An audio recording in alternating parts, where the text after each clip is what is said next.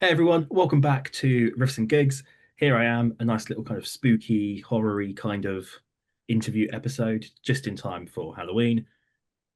Haddonwood, hello. Hello, Hello. All three of you, all three of I should us, say. two men and a skeleton.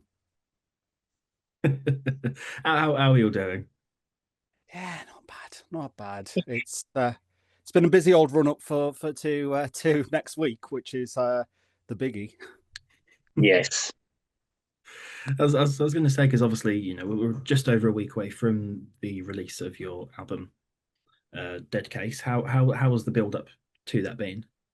Uh, the build up has been it's interesting because we haven't stopped. We actually had to actively had to tell people no, we stopped. We actually need to record.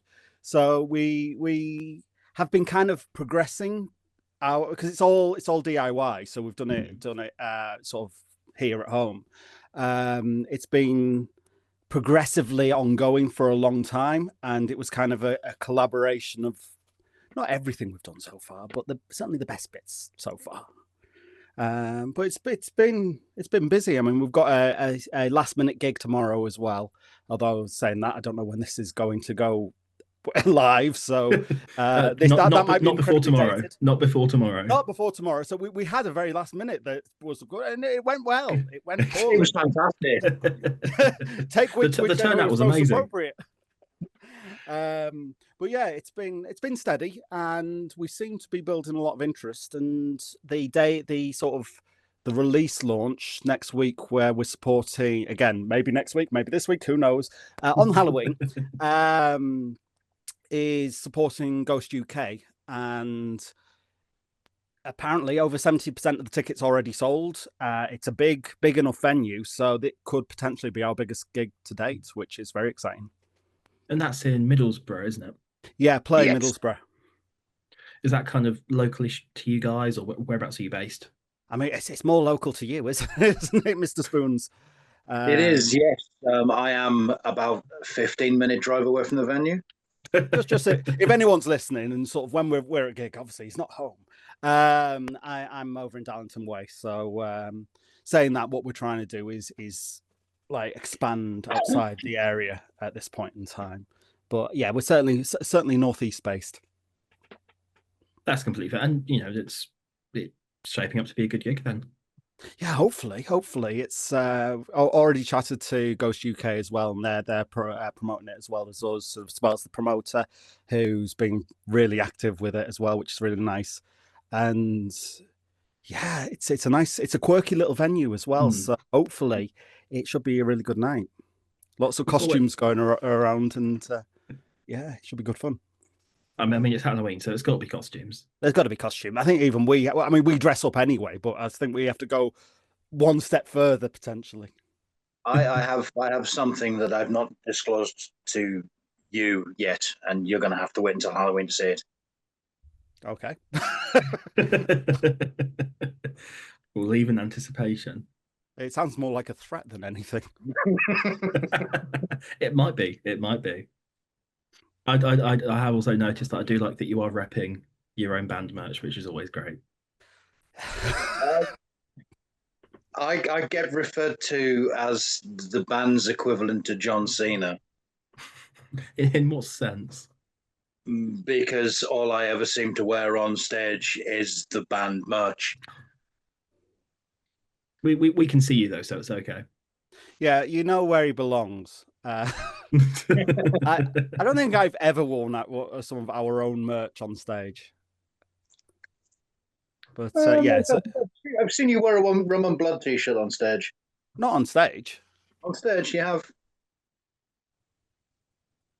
Don't believe you.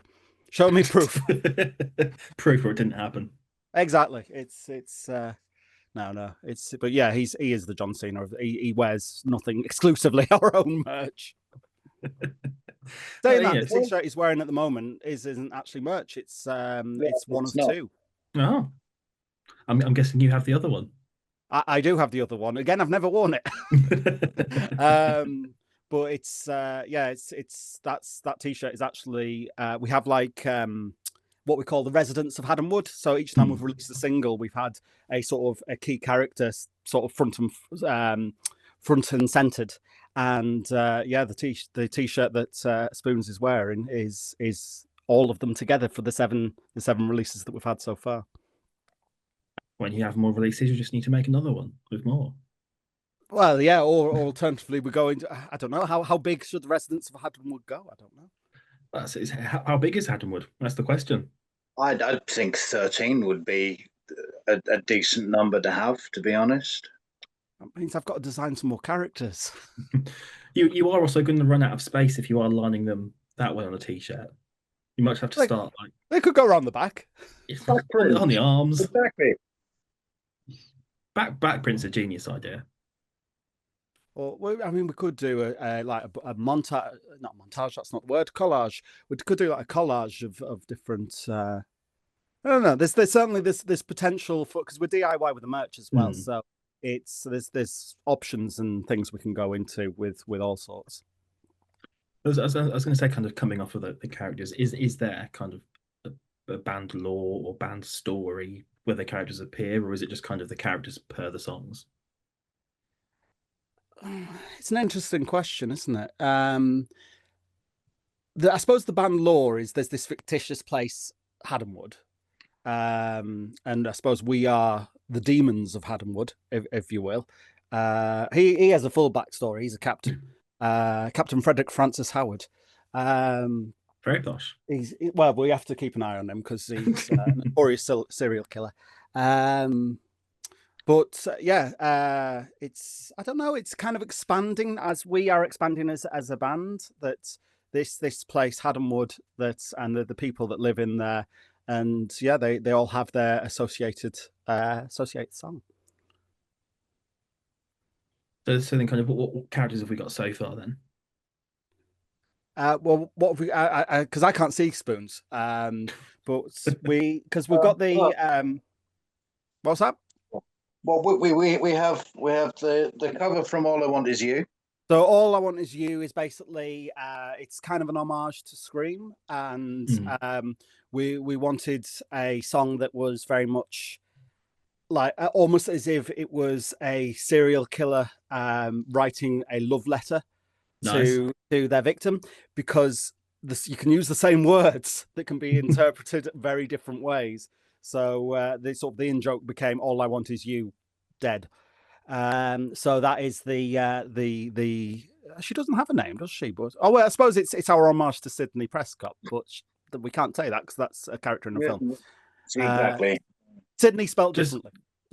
just take the Scary Movie approach and call it something ever so slightly different. Yeah. So again, it can't be Cindy, can it? Because they didn't know Scary Movie. Mindy, something like that. Mindy, maybe. Then I think next was our sort of almost our digital mascot, which is our vampire from Rum and Blood. Rum and Blood being our leading single, and funnily enough, there will be a music video coming very soon. I've committed to this now, so it will get done. But yeah, there's a sort of, again, it's more a song about a hapless vampire going to pick up people. What little does he know, he picks up her, who is a sort of a modern vampire, as you will. So that's our modern vampire. Who's next, Spoons? We've got we've missed Bleed from Bleed. Yeah, Bleed was next on the list. Yeah. So Bleed is our homage to 80s slasher films. So she is our 80s slasher, really. Hence the knife. Actually, yeah. And then we've got Rum Blood. Then we've got Final Girl. So one of our more popular songs. It's all about the evolution of the final girls trope. So that is our sort of representative final girl. We are going to have to start naming these. I've realised just going through this, we're going to have to start producing names. But yeah, so just sort of, it's more of an empowering song to sort of show how the final girl trope started as a victim, it sort of evolved into the hero, effectively, and sort of that all sort of came together with Ripley and Aliens. Oh, And Final Girls was the first song we finished it and was, wrote and completed. yeah, it was the first song we wrote, and it's really nice to see that it has done so well. It's probably our second most popular song, next to Rum and Blood. And speaking of other popular songs, we've got our Shake representative, which is all about getting up, dancing, shaking your bones. There's not much more to it than that. And the last two, so we'll have Fear will be next, I think. Yeah, Yeah. So yeah. our person who is paranoid that someone is watching her, and it's more about sort of inner demons and paranoia more than anything else. And then we have our nod to Freddy Krueger. Fredrina, is that a word? Fredrina Krueger on the end there. I was going to say it's a very Kruger-esque jumper. Yeah, it's and in fairness on the arts, there are sort of Kruger-esque, not knives, but sort of more talons that are coming out on this single art as well. Doing as much as you can to avoid, Yeah. I mean, we have notoriously looked to see what is public domain, because there's a lot of horror public domain, but we've kept everything as close and recognizable as we can without straying into the realms of cease and desist.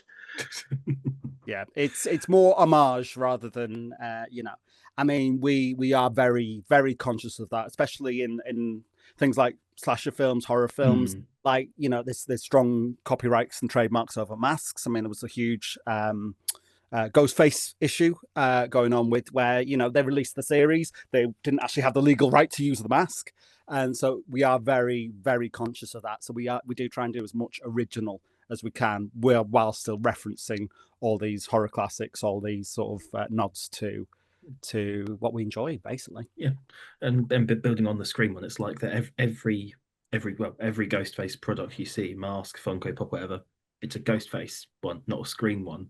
Yeah. Which I think is really interesting as far as licensing goes. I mean, Spoons, you'll know better than I probably, but is Ghostface the only one where they've actually they've trademarked the mask as a separate thing compared with, and so it's actually a separate entity to the film? I believe Friday the 13th as well.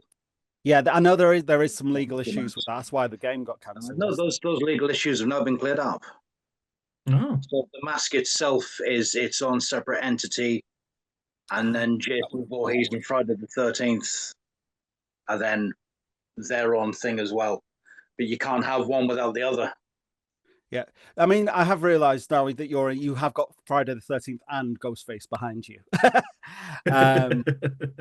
But yeah, I mean, it's difficult, isn't it, to trademark a hockey mask effectively? But well, saying that, mask it was trademarked by the Red Wings team. So the rights to the mask belong to the hockey team. I know they've because obviously you've got this whole Jason universe thing that they're doing now, which I don't entirely understand, but they've kind of redesigned Jason for that slightly. So I think that's another. He's now got 13 holes in his mask, and it doesn't look right. Don't get me started. They're for the music, not to discuss horror movies. That sounds like the kind of thing I do. All right, well, let's 13. Let's put 13 in there. Let's subtle nods. Because, I mean, I've just thought something we haven't talked about is there is a killer of Haddonwood, and there, not to give too much away, but those who pay close attention to our music videos as we start to release our music videos may notice an overarching lore or story that is going on, and I suppose we'll leave that there. All I will ask, prying a little bit more. You said you obviously were the demons of Haddonwood. Have you already been killed? Are you kind of just floating around? I don't know, because a demon technically, because you're getting into sort of different types of lore here, though. Because was a demon ever alive? Is a demon? So do they originate from sort of the underworld, or are we possessed beings? Well, you might be. I mean, there is an argument to make, but I think it's more of a case that maybe it's open to interpretation. It's open to the mystery. I mean, I have had someone ask me once, well, if someone like the captain's on stage with us who is very clearly dead, why is he on stage with us? What is the connection there? But then, well, what do you think the connection is? Mm. And the next question. What is your interpretation? Very good question. Haddonwood, Underworld, you can just run with it. There is certainly something there is something evolving, but as I say, as we release more stuff, people will find out more about this place, Haddonwood. What happened there? What's going to happen? Like all good horror movies, there needs to be questions. At which point are you going to space? That's not until probably about part 5, part 6. Okay. Yeah, part 5, part 6, that one, yeah. I mean, is that going to be album 7? Haddonwood Go to Space? Haddonwood in space. I mean, not to ruin anything, but we have our names for the albums going over the next few years. So we're probably on about number 7. So yeah, Haddonwood in space, I think actually is one we've not thought about and could be a route to go down. Well, it's the sign of any good horror franchise. You've got Leprechaun, you've got Friday the 13th. Well, Spoon's your favourite kills from Friday the 13th, Jason X, isn't it? It is. It's the liquid nitrogen kill. That is a good kill. It is my all-time favorite horror movie kill. I can't remember a lot about Jason X, but that scene is pretty good. There's some really schlocky stuff happens in that. Really schlocky, really questionable, but the kill's good. It's got some good kills in it. Yeah. I think by the time you get to a 10th film in any franchise, it gets a bit. Well, I think it's usually about part 5. They recast everyone, isn't it? That's usually what happens. Or you just get some confusing timeline that continues on from only one but not the other, and then 25 years down the line, you end up with the 3rd reboot, and it comes with a trilogy, and then that dies. Well, we're gonna have to follow the Scream motif, aren't we? So we'll have to do the original trilogy, then extend to the Alien quadrilogy, then we'll go into the reboot, and then sort of the musical parody of that, I suppose. And before you know it, there'll be the Scary Movie, or the Haddonwood equivalent of Scary Movie. Oh God, what if we get a tribute band? So, a Scary Movie is to Scream. What would be the equivalent to Haddonwood? That's a scary thought. Be 3 of him. It would be. Oh well, that'd be it. Be Springfield, wouldn't it? Oh no, because hang on, then you're going straight into Simpsons territory. Which makes things even more interesting, and then it makes it complex legally. Although Springfield is a place as well, so Springfield is a place. We're going on a strange tangent here, but I suppose that this is what you've signed up for. Well, that makes 3 of us that are good at it. Could end up with our own Treehouse of Horrors episode. I feel like if it wasn't for the legal issues, Treehouse of Horrors could be a great band name. It could be. Yeah, it could be. You might even be able to use it legally. I don't know. I wouldn't advise it just in case, but no, it would need some research and looking into. It's as we said, it is a legal minefield in the world of horror.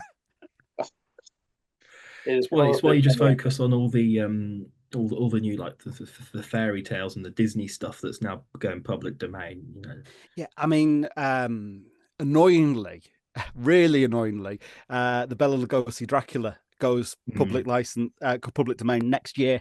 And when we're thinking about having our release for our vampire song, it's oh, that would be ideal, but we need to release that with the album compared with because it's how we had a poll. Which song did people want to see our video from first? And the landslide was Rum and Blood. So Rum and Blood it was. I was going to say you've kind of released a few singles leading up to this album. How's the reaction been? I mean, I can get a good impression from what you were saying, but it's like I said earlier, we actively had to tell people like no at a point, because we basically came on to play live gigs July last year, and it was non-stop. It was just right. Oh, can you do this? Can you do that? It was just gig after episode.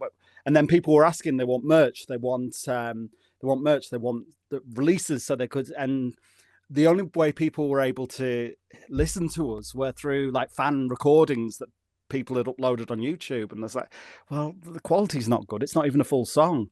So we said no. We stopped. We started, right, okay, let's release it. And our goal was a single a month until the album.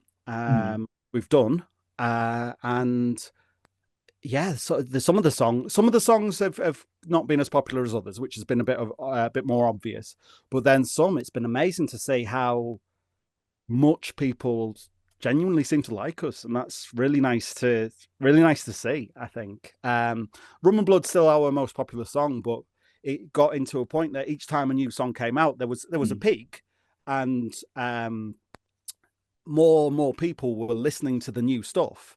Yeah, okay, it then got a little bit quieter, but then we had another one the following month, and then another peak, and that's been a nice sort of thing that's kept us going. I mean, are there any particular songs that the reaction surprised you, or was it just kind of the same kind of reaction to all of them? I've got one that surprised. I mean, I don't know about you, Spoons. So there's any particular, because I've got one that surprised me in a strange way, but I don't know if you've been surprised. I was a little bit surprised with the reception for Christine, but Christine was almost a B-side.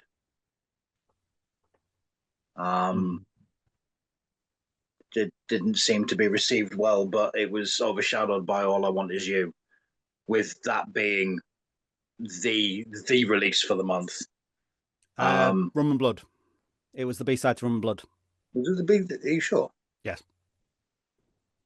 Yes. 100%. I was the one who released it. There's a reason why it has the Rum and Blood. Yeah, it was.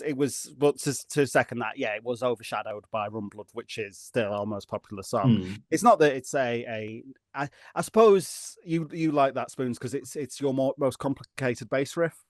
Yeah, and that's and it's. I really didn't think about things when I wrote that.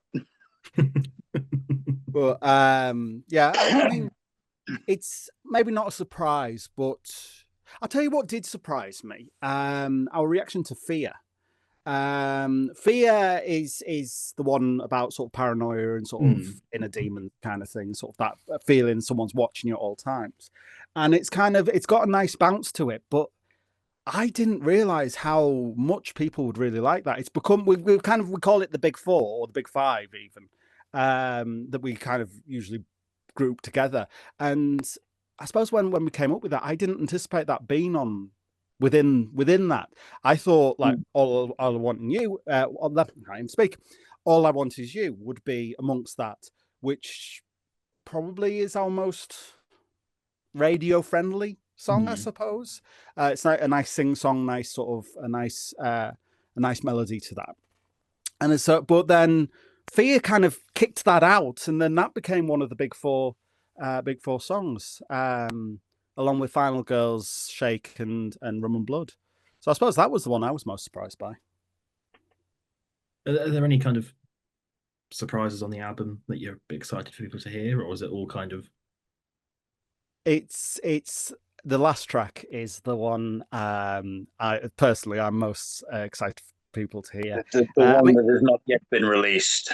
Yeah, I mean, I was trying to. Yeah, there are a few of the ones. In fact, the majority of the ones we've released are going to be featured on the album. There's, to be fair, we're already planning the next 2 EPs and thinking about the second album. To be honest, so that's where we are at the moment. We've played a lot of the songs live, but there is a song that Spoons wrote, which was again nods to horror franchise and horror films, but not outright saying.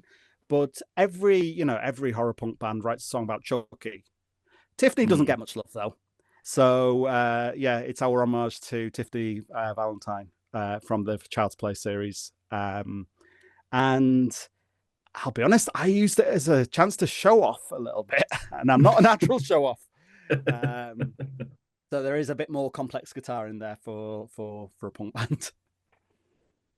And are there any particularly good drum moments from the captain, or? He's just, to be fair, he's constant. He's steady. He knows how to hold a beat. Yeah, I don't think he has a starring moment, I suppose. He hits things hard and hits things loud, which I suppose is what drummers do. He does the job. He does the job.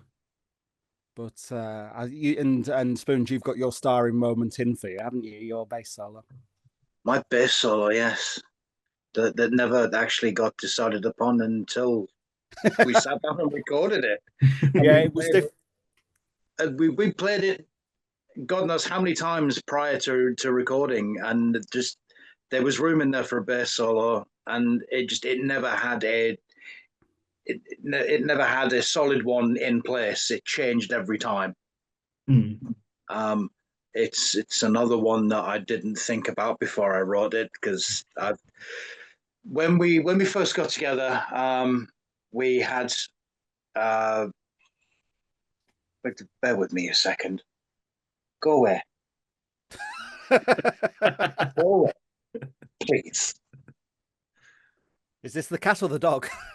It's the cat. We can have cats on, surely.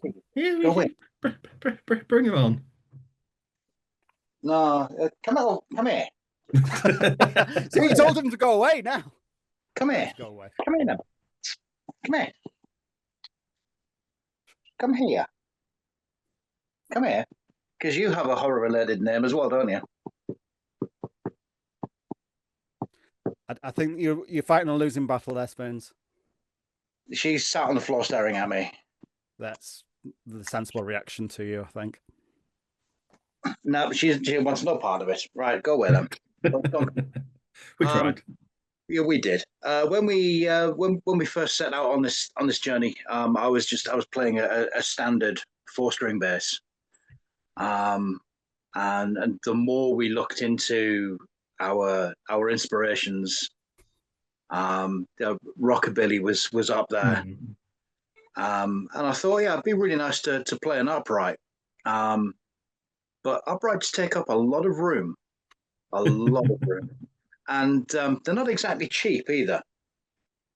So I thought, well, what's the next best thing? It would be to get an electric one. So I bought an electric upright bass. It's something that I don't think I've seen a live band, especially one that deals in punk and goth rock, and I've never seen an electric upright on stage. I think I'm the same. I have. You have as well, because I sent you a picture of it. Bloodsucking Zombies from Outer Space, which is one of the best band names I've ever. That's a great band name. I can always appreciate. There's so many bands that have like followed me on Instagram or whatever, and I've not even listened to them, but I follow them back. I'm just like, cool. That's a cool name. I'm following you back. So where does Haddonwood stand on that scale then? See, I had a complete brain moment when I first saw it, because I was like, oh, cool, Halloween. But no, that's Haddonfield. But yeah, I like it. Yeah. Well, it's because very few people actually twig, but it's Haddonwood. Haddonwood is Haddonfield from Halloween, but then Springwood from Nightmare on Elm Street. Put them together, Haddonwood. I had a feeling it was a mix, because in my head I was like, Haddonfield, Woodsboro, maybe, but I didn't clock the Nightmare connection. Springwood, but yeah. It's so yeah. We have an electric upright. We have I have a beautiful Gretsch when it comes to, and he has whatever he's given. There's a wonderful shot of us online. Well, I say there's a wonderful shot online where he's just got one tom, and it's like, so there you go, that'll do. Yeah, it's not the drums that you're given; it's what you do with them. Not much. You finally decided to join us as well, haven't you? Oh, we have a cat. We have a cat. This is Ripley. An appropriate name. And Oh. nope, that's Nope, it. She's like, that's it. Made an That was appearance. that was a "Comes cameo. clothes in white fur. I'm disappearing now." Yeah. Originally, I was looking for a ginger because I'm a massive Alien fan, so I wanted a Jonesy. And she's from a rescue, and there were no ginger cats up for adoption, so I ended up with her, and she's run my life since. That's what cats do. Yeah, they often do. I miss having cats, to be fair. See, I'm more of a dog person, but you know, any small creature that will let you cuddle them, I'm okay with. Well, I've got the best of both worlds. My other half houses our family black Labrador. So we've dopiness in abundance with her. What's her name? Poppy. Oh. So I'm ex-services. We got her on bonfire night actually. But with it being close to Remembrance Sunday, and we thought, yeah, Poppy, quite fitting name, and we all agree. Myself, my other half, and our daughter, we all agreed. So yeah, we ended up with her. It's really nice. Absolute nutcase. But she's a Labrador, so it's in the breed. Yeah, you've kind of just got to let them to expect it. So then you kind of talked a little bit about when you were starting out, but how did the band start? This is a fun story. I suppose I want to start a psychobilly band, which is an offshoot of horror punk. Although we're sort of in more of a hybrid of horror punk and melodic punk rock at this stage, I think. But yeah, so I want to start a psychobilly band. I was in a two-piece grunge band long ago, and it's like, oh, I want to do something psychobilly. Big fan of the Brains, big fan of Creepshow. That's the kind of vibe I wanted to go for. But certainly in the Northeast, not many people either know what it is or are interested in playing that kind of music. And saw a post on, are we allowed to say a website's name? But yeah. Yeah. So on joinmyband.co.uk that Spoons had put up wanting to start a horror punk band. And quickly realised that he doesn't know what horror punk is. What was it? Rob Zombie, Murder Dolls. I mean, Murder Dolls you can have, but that was your limitation, wasn't it? That was my exposure to the horror punk genre. So got together in a room and sort of sent a few songs back and forth. Let's cover these songs, which I always find is a good way to sort of jam with people. Let's cover a few songs, find our shared interests, find out how well we gel together. I mentioned psychobilly, and Spoons goes, I like psychobilly freak out. No, that's not really a simple one to be going with for a first jam.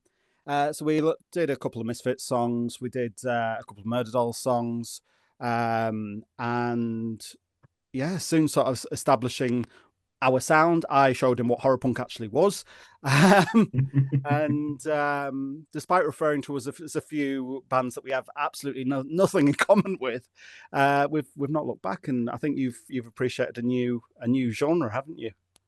Oh yeah, in abundance.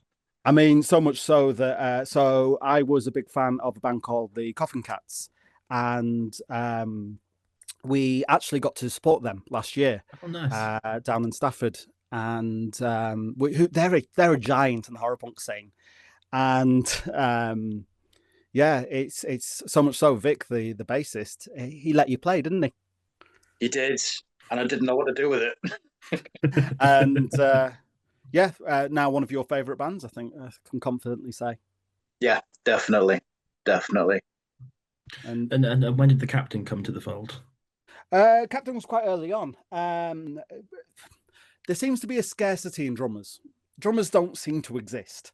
We auditioned a couple. It wasn't quite the right fit because we're both more about like, it has to be about personality, about vibes. More, if it's not fun, there's no point doing it. So it was just people weren't quite the right fit, and the approach was right. Okay, well, if I can't find a drummer, sod it, I'll do it. So I started building some backing tracks for us.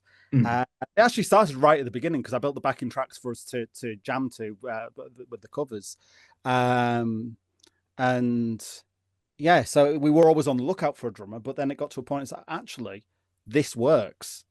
It's a talking point. It's he's never going to make a mistake, although he has. He's stopped playing a couple of them. Although we've sort of evolved our gear, so it's a lot better than it was when we first started. But it just got to a point that actually he's now the third member of the band, he's just kind of evolved because we litter our stage with props, but he's not a prop. He's our third. He's our drummer. He's a real drummer. He hits. What we'd love to do is get like some inner motors working, so we can sit there and kind of just be doing this behind which would be sort of make a proper animatronic out of it. That'd be really cool. But we're not there yet. There's other things we need to do first. So what does kind of like your live show look like? Then you kind of mentioned already costumes, props. Smoke. Smoky. Everything features our unofficial fourth member. Oh yeah, so we've got a smoke machine, and if we can use it, we will use it. I control when it spits out, which is a dangerous game sometimes. But yeah, what we're aiming for, and it's sort of again, it's an evolving thing. Is we want to make it as theatrical as possible. Yeah. We want it sort of to have that cinematic, horrific element to it, but horror themed element. So we want it to be a theatrical experience, not just singing songs about horror stuff.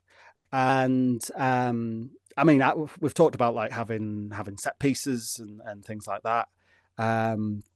But we have a series of props. We dress as we do. Not proper costumes, although we were going to go down that route initially, but it gets hot on stages, so we can't do a full Lordy. It would melt. But yeah, we're in a genre where how you look is almost as important as how you sound. So we want to put a show on for people. I mean, I'm a massive Alice Cooper fan, and I always have been. And one thing I love is that he puts shows on. It's like it's an experience. It's not just a band playing, and that resonates more with me than anything else. I don't know about you, Spoons. Yeah. It's never been a huge Alice Cooper fan, but I'm a big fan of his live shows, and no two are the same. And they are visually compelling. Yeah, and it pulls you in. It's completely immersive. Any band that can pull that off and pull it off well, and on a small scale as well. Yeah, absolutely. He's done stadium tours with huge theatrics. He's done small intimate gigs with theatrics as well that are, although not on the same grand scale, are just as good. So I mean, it's that kind of vibe that we aspire to at the moment. We have a giant skull on stage with us. We have the captain. We have a variety of props. We've explored the idea of having like coffins on stage with us and proper, like I say, proper set piece. And if there's something to stand on, I will stand on it. We have a habit of running around like idiots, which is a little bit more difficult to do with an upright. But where there's a will, there's a way. Well, exactly. And I something I used to do in a very old band I used to be in a Rat Pack punk tribute band, and it was basically we'd start the song, me and the other guitarist would just split and then be running around like idiots, and that's something I suppose I maintain. And I've gone out of focus. Ooh. There we go. There we are. And yeah, a good stage show. You almost remember the stage show more than you remember the music, I find as well. It's we have a reputation of being, well, people keep telling us we're funny, which is nice, but people tell us we're fun, and Mm. we're kind of adopting the ethos of, all right, well, let's be the bowling for soup of horror punk, and that's the kind of avenue we're kind of exploring. Not in sound wise, but Yeah. certainly in, I suppose, just in being authentic to ourselves. Sound wise, a Bowling for Soup horror punk band sounds like it could work. Yeah, Maybe. I mean, we do have some more poppy punk sounding songs. I mean, I think Yeah. Final Girls is quite poppy punk sounding. I keep saying poppy punk, but pop punk. That's what I'm trying to say. But then we also have some like metal influences, as Mm. earlier. There's some rockabilly stuff in there as well. We're kind of a mismatch, so I think we're quite adaptable to a variety of different stages support and different support. Like we'd fit in well with well, like we're supporting a Ghost tribute band next week, Yeah. so sort of proper sort of metal, sort of 80s inspired metal, versus at a punk gig, like and like proper hardcore punk gigs we've played with pop punk bands, we've played with goth bands. It's like there's a range that we can quite easily slot in there. So right, although we're a niche genre, we're an adaptable niche, if that makes Mm. sense. It kind of fits in a lot of environments. Yeah, exactly. It's just we're in a point where we want people just to hear us, because it's, if we can get our name out there, and like I say, we're trying to get out of the area a little bit, 'cause people around here, Newcastle, we always have a good time when we play Mm. Newcastle. We've played, I say, down in Stafford, we've played in York. There's a massive punk scene in sort of obviously Blackpool, Manchester. I'd love to get in there. I'd love to be playing like Rebellion or something like that, or the Manchester Punk Festival. It's I keep messaging them. Hello, this is who we are. Please, I've already messaged you. Please. Well, at what point are you then harassing people? It's like It's a good question. It's a good question. At what point? At what point does Yeah. it become? When Please when leave me when alone. does when does enthusiasm border on desperation for attention? well, it's not even that. It's like, are we getting lost? If you don't get a reply, do you get lost in emails? Which I understand, just with the day job. Do you? All right, they've seen it, but they're considering. They've seen it, not interested, or is it a case that, okay, well, we're going straight into a junk file because we've emailed them too much? Not that Mm. it's like a constant thing, but and that's not. I'm not just like, there's a range of people we've contacted, but yeah, promoters are much. We're finding promoters are much happier to have like local support. Mm. So making it harder for a relatively small band to get out and try other places, which is, I suppose, why we're trying to make more of a name of ourselves. Absolutely. I hope I think this will be out before then, but obviously, I hope the Middlesbrough gig goes well. Thank Celebrating the album. I'm Again, I'm a massive Ghost fan. I'm not too familiar with the Ghost UK, the band, but they're a name I have seen popping up more and more as well. So it looks like they're getting a bit bigger as well. So it's everyone wins in those Yeah, situations. yeah, it should be a great night. I mean, it's there's going to be a lot of people there, if all the people who bought tickets turn up. But it's just, I think it's going to be a good atmosphere. We've Mm. arranged for a photographer to come along. We're in talks with a videographer as well to get Excellent. some content and sort of capture it, and then you again use that to because I mean, I'm a videographer as well, Mm. so it's something that I'm very aware of the importance of creating content to get the name out, that use that in an advertising and marketing sense. I mean, I used to teach that, but and that's what I want for us, and sort of to expand on. I was going to say hype train. That's not what I mean, but keep the momentum going that Yeah. we've already been building. I mean, we played our first gig last July. We had maybe 30 followers on Mm. Instagram, for example, back then, just friends and family. We now have over 700, and that's only 15 months later. It's brilliant. So we're doing something. Yeah. The number goes up, which is good. Yeah, which is what we want, and it's just and we enjoy it. I suppose that's the other thing. That's the important thing. You want to make sure you're doing something that you enjoy.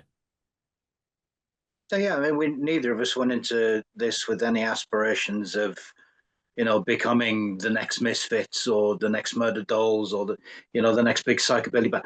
We do it because we enjoy doing it. Yeah. What we write songs about is a very specific subject. We do it because it's a passion that we both share.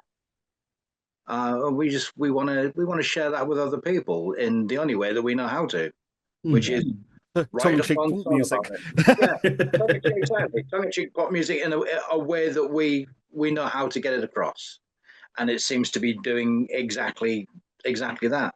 Yeah, and I mean, I think it's probably fair to say I write the majority of our songs, but we do sort of, I'm very aware that you need to leave room for bass to sort of.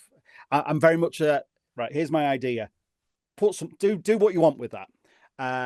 But the whole concept behind the songs we're writing is that you can hear it once and then you can sing along, you can join it. It's we advertise ourselves as sort of sing along, sort of high energy sing along, sort of catchy music, and we our second ever gig, we played a tiny venue in Newcastle, and I'd say second ever gig, we stepped in last minute because there was a cancellation, and people were singing along to us. Then when the reaction we got to sort of crowd participation was unbelievable, because people just want to have a drink, sing along, have some fun, have a dance, and that's what we try and capitalize upon. That's what we try and bring to the table to give them that chance to do that. That's excellent. The fact that was, like I said, 2 gigs in. Really good. I mean, it got to a point last year where we didn't think it was going to stop. Yeah, that's what we had to say no. We had to pump the brakes on that because it was ridiculous. So we had, I mean, it was for a band that had been, crikey, when did we form? We'd only been, it was sort of 7 or 8 months before we played our first show live, and that was just to get a set together. Because you don't want to go to see a small band and they play nothing but covers. Yeah. Maybe 1 or 2, which let's face it, we do 1 or 2. We throw 1 in there, which was Spoons' idea, which although it might not be considered a typical horror related song, but Tiffany's I Think We're Alone Now has some very creepy words. It does. And we always get a good reaction whenever we play that. We often finish sets with that if they've in fact the last gig we actually got requested. We weren't going to play it, but it's like, oh, Tiffany, and immediately my mind thinking we've already sang the song about Tiffany. What's going? And I didn't even twig. But I've forgotten what we were. Oh yeah, so it was like Spoon says, 6 or 7 months. Played our first gig, and then it was just one after the other.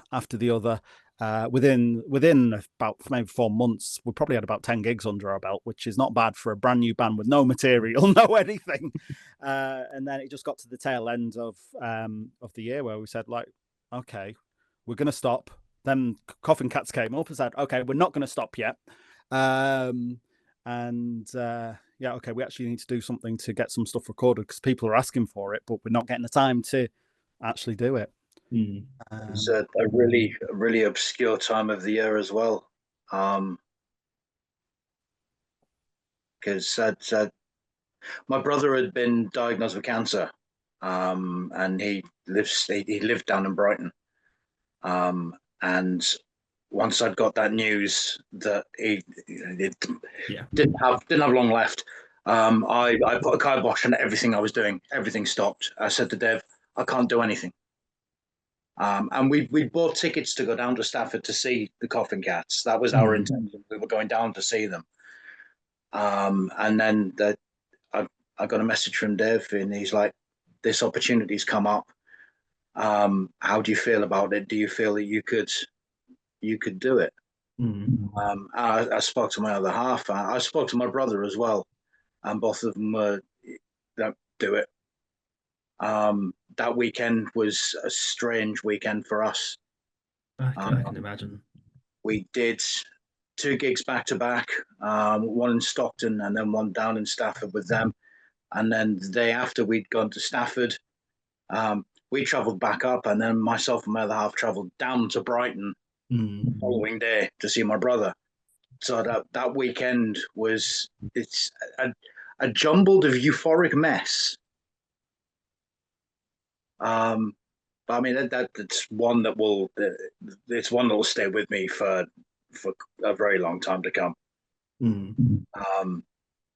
But it's I don't know, it was strange. That was the end of the year for us for gigging wise as well. I don't think we didn't one, maybe a 2 more after that one. And then we called it for the rest of the year so we could concentrate on the recording. Otherwise, the gigs just wouldn't have stopped coming in. Yeah, it comes to something. Yeah, it's a good. We did one one problem to have. Yeah, we did one more after that.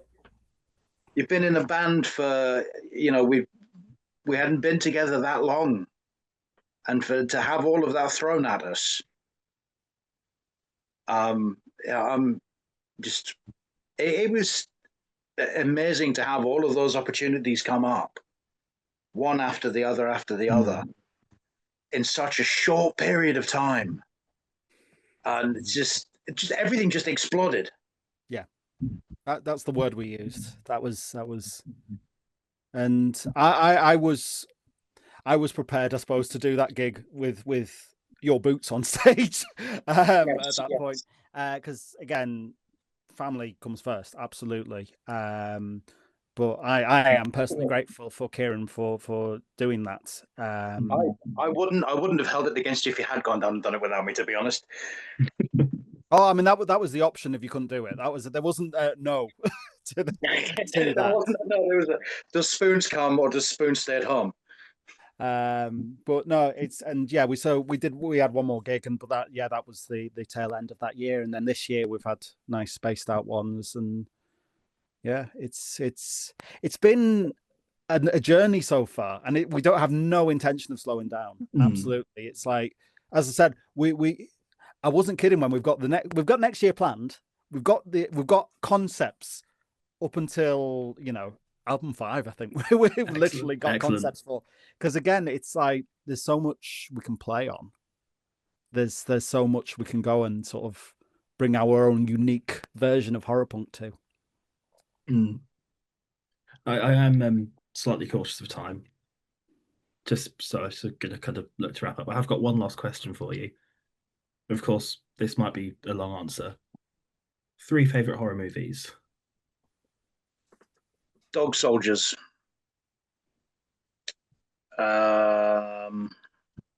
Season of the Witch, which will upset a lot of people. And another one that will upset a lot of people, Alien 3. What you're witnessing now is the breakup of Haddonwood. No, I suppose for me, it's a difficult question. Scream has to be in there. It has to be for me. I very much enjoy that whole meta comedy style, very clever comedy. That's very much my kind of thing. After that, I'm struggling. It's like okay. Tucker and Dale versus Evil has to be in there. Again, it's a similar thing. It's like it's a play. Or I think this is what I like. I like plays on tropes. I like plays on, because I mean another one for me, that's high up there would be Cabin in the Woods. Again, not what you'd expect in a traditional horror film, but stuff that can play with that. I mean, this is my inner geek coming out, because I love that kind of stuff, and I love the amount of pop culture that there can be around different things, and like play on. Hence, why we write a song, but specifically about a trope. We write a song. We play a song called Final Girls, which when I was studying media, in college, I wrote essays about the final girl trope. and kind of how that evolved. But yeah, that's probably my three actually. I mean, two of the first kind of horrors. When I first got with my partner, she wasn't massively into. She hadn't watched loads of horrors, but two of the first ones that I sat her down was like, these are great films. Was Cabin in the Woods and Tucker and Dale. Yeah. So got a soft spot for both of those. No, they are. I mean, I'm a big Alan Tudyk fan as well. It's like whatever he does, it seems just turn to gold. And yeah, it's absolutely love that film, and I now feel like I want to watch it. But both films of which I'm very glad they haven't made sequels for. Because yeah, it's. I There's think no that way you can go with either you film, can't. really. I mean, Well- Cabin in the Woods, the world ends. Where can you go from there? You I could mean, spoilers. go early and take it to space. Time travel. They travel back in time to stop it from happening. I think they are made by filmmakers who respect the fact that it's not just about, not to say that they all are, but like mindless sequels. They stand in their own right, and to counter that, Scream. There are so many sequels to that, but yeah, I think it's rare in this, not just in horror, but in films in general, that there are films that can stand by their own merit, and that this is a good piece of cinema. Without people going, oh, that made money, let's make some money and make a sequel or a remake that maybe is unnecessary. Yeah, well, like all the sequels, they end up in space. Or they end up in space. That's the other thing. I think we're going to have to, if we do Haddonwood in space, we're going to have to credit you on the album, aren't we? Just the concept. I've got no idea how it's going to sound. I'm just imagining some like weird synthesizers or. We've got synth already. Theremin, get a theremin. I haven't told Kieran this, but I've been looking at theremins. There's not enough hands. There's not enough hands. That was a face of. Kieran knows I like to experiment with different things, but that's the benefit of playing to a backing track. We have that room. I'm not against the experimentation in any way, shape, or form. But yeah. Yeah, excellent. Fit a theremin somewhere, in space. Big soundscapes. To be fair, I quite rely on a synth sound that is very theremin-esque. It's a very sort of high pitched. I don't think it's still a synthesizer, but we have got a quality to that in actually some of our music. Thinking about that already, Shake, I'm thinking of in particular, that main riff. Yeah, that's kind of theremin-y. There's a word for you. It's a slippery slope. It's almost there. Well, you can't use like one thing too much, otherwise it just becomes, what's different about that. So it's stuff to play with. But because in a way we do have the advantage of our drummer is played through a backing track, we have got options to add different things like sound cues, sound effects, things like that as well, which we have toyed with the idea of trying to get hold of some people to do some stuff for us. But we'll say anything more about that because that's nothing that is confirmed. It might not happen. Yeah, you don't want to say anything that then commits you to it. No, because it's just something we're still exploring. It might not be possible. Thank you so much for kind of coming on, having a chat, going on tangents. Yeah, thank you for having us. It's been really fun. It's been good fun. I knew it was going to be a long one talking about music and horror. But that's the fun. I mean, anytime we're always up for that. I'd be worried if you weren't. Awesome. Yeah, but yeah, thanks for coming on again, and it's been a pleasure. Thank you.